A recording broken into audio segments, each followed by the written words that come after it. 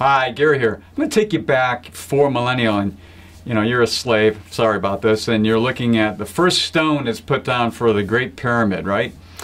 And you look at your buddy and say, I don't know, man. I think probably in about a year or two we'll probably be finished with this.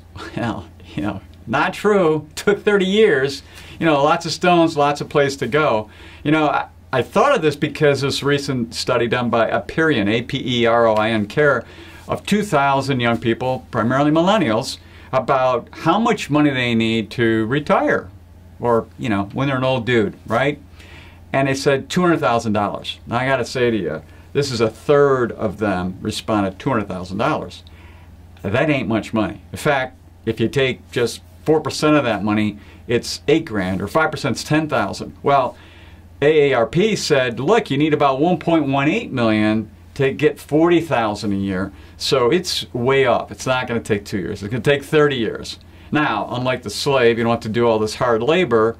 You can let compound interest do that. Sit on the sides and watch it. So if you're putting $10,000, let's say, into a 401k, and you're going out 30 years, and it's going to make 7%. You may remember the rule 72. I mentioned this before, that if you divide an interest rate into 72, it tells you number of years that something will double. So 7 goes into 72, about 10. So that's 10 years. So money doubles every 10 years. So 10,000 grows to 20,000 at the end of 10 years.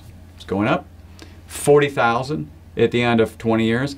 And 80,000 at the end of 30 years. Time to build the pyramid.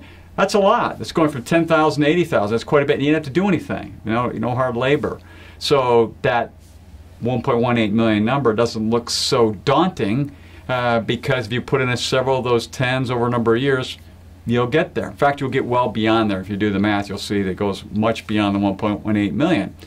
But $200,000, unless you're in that little tiny house and then you have a little tiny appetite and you have a little tiny everything, there is no way you're going to be able to live without having to live off of other folks, because there just won't be enough money to go around.